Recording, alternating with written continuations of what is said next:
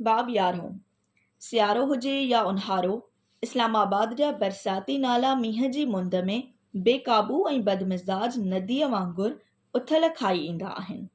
टाकरू ज़मीन जे वरनि वकड़नि में पथरनि ऐं जबलनि सां मथो हणी अहिड़ो त आवाज़ पैदा कंदा आहिनि जहिड़ो आबशार।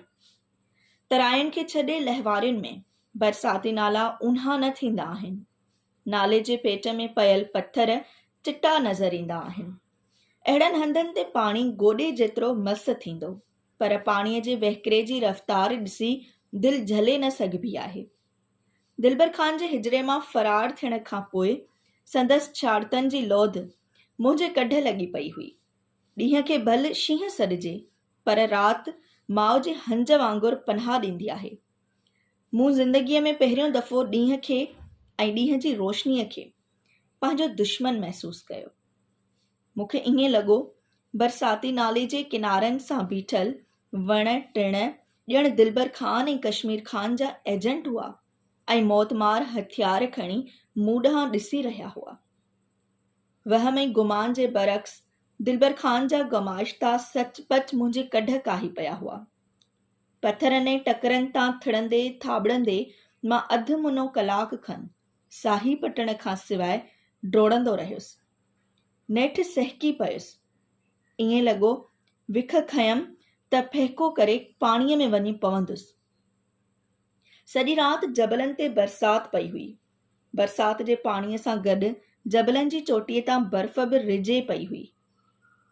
पाणीअ जो ज़ोर एॾो जो बीठल बंद भञी छॾे, थधो यख जहिड़ो।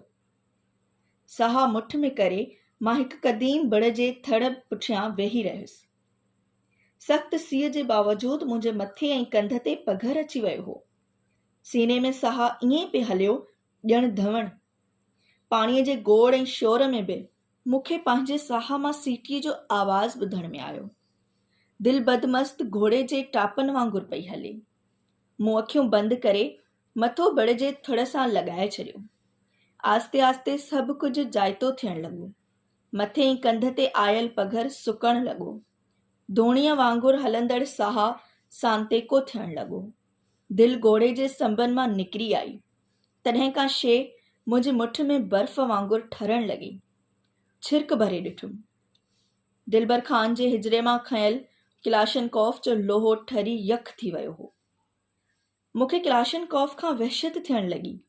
सोचुमि, जहिड़े नमूने तेज़ीअ सां मुंहिंजूं हालतूं बदिलजी रहियूं आहिनि, मूं जेकॾहिं किलाशनकॉफ समेत पकड़े वरितऊं त मिंटनि में मूंखे सिंध जो को बदनाम दहशतगर्द साबित करे मुल्की ऐं गैर मुल्की अख़बार नवीसुनि आॾो पेश कंदा ऐं फाहीअ जे फंदे ताईं पहुचाए छॾींदा।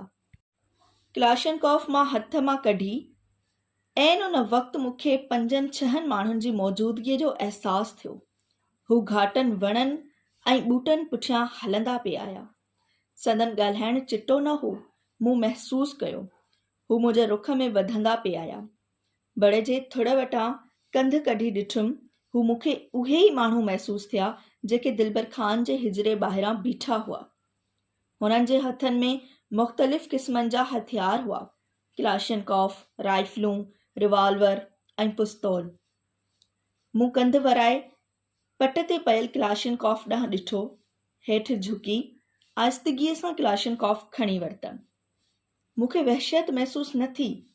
कुंभंदड़ लिङनि सां सियाटो ढरो थी वियो। मां साह रोके बीही रहियुसि।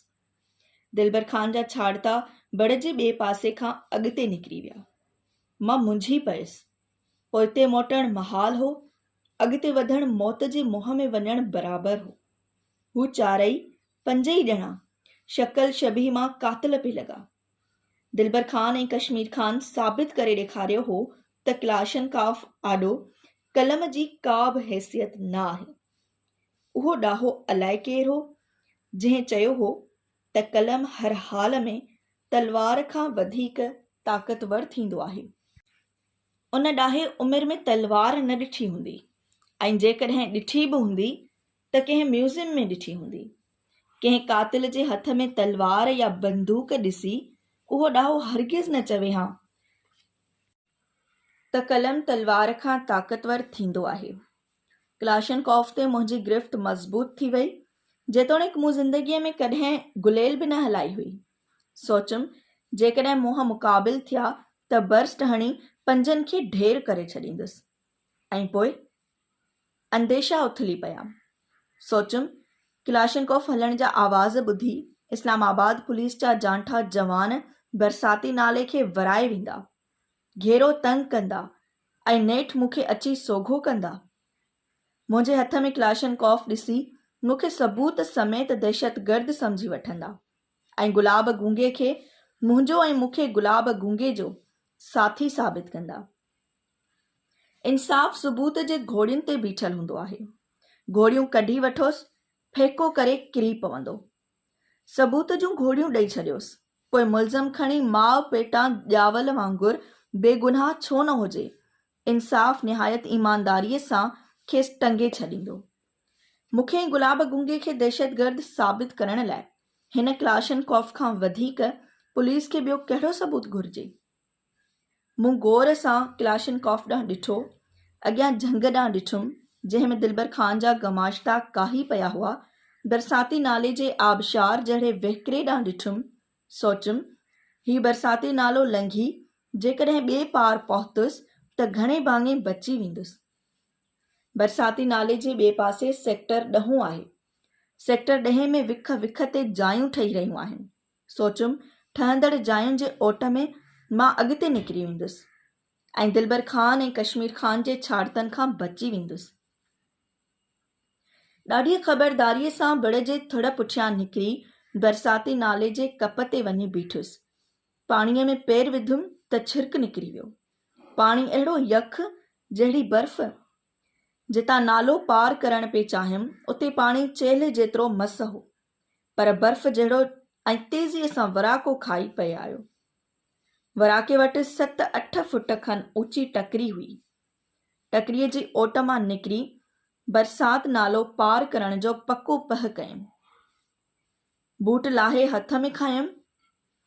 ॿई हथ में क्लाशनकोफ दिलि पकी करे बर्फ़ जहिड़े यख पाणीअ में लही पयुसि। अवल पाणी मरी जेतिरो ऐं किथे सीने जेतिरो हो। सोचुमि जेकॾहिं 2-3 मिंटनि में पाणीअ मां निकिरी पार न पहुतुसि त ॼमी पाणीअ जे वहिकिरे में वही वेंदुसि। समूरीअ सघ सां विॼ वांगुरु वहंदड़ ऐं गोड़ कंदड़ पाणीअ मां निकिरी नाले जे ॿिए पासे पहुतुसि। सीअ जे बावजूदि सहकी पयुसि। बूटनि में लिकी वेही रहियुसि। सुकल पननि सां पेर सुकाए बूट पाए छॾियमि। वाच में वक़्तु ॾिठुमि 2 पे थिया। सियारे में सिजु 4:30 लॻे दारे लही वेंदो आहे। सोचुमि इन खां अॻु जो बरसाती नाले जे भर में ऐं झर झंग में सिजु लही वञे, मां हितां निकिरी वञा ऐं सेक्टर 10 जे वसंतियुनि में वञी पहुचां। मूं पोयों दफ़ो गौर सां क्लाशनकोफ ॾांहुं ॾिठो ऐं पोइ फेरो खाई ॿांहां उभी करे क्लाशनकोफ खे वराए बरसाती नाले ॾांहुं उछलायो। क्लाशनकोफ हवा में कलाबाज़ियूं खाईंदे अवल 7-8 फुट ऊची टकरीअ खे लॻी ऐं पोइ पथरनि टकरनि सां लॻंदी वॾे आवाज़ सां पाणीअ में वञी पई। ओचितो दिलबर ऐं कश्मीर खान जा छाड़ता झंग मां निकिरी आया।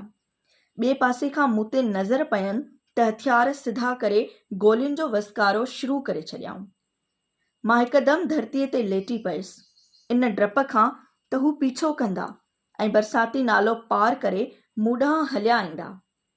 मां तकिड़ो रेड़ियूं पाईंदो घाटनि वणनि में वञी पहुतुसि। उन विच में हू 5 ॼणा गोलियूं हलाईंदा रहिया। घाटनि वणनि में पहुची साह में साह पियो, सामत में आयुसि। आस्ते आस्ते सीअ में कुंभंदो सेक्टर 10 ॾांहुं वधणु लॻुसि।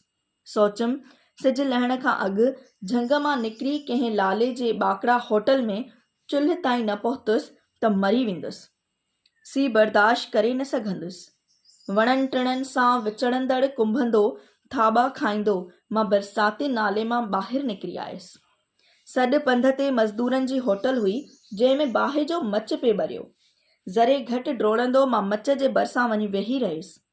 2 हथ अॻिते करे ॼण टांडनि में ॾेई छॾियमि। बाहि खे एतिरो वेझो थी वेठुसि, भाएं उलाउनि खे भाकुर में पे भरियमि।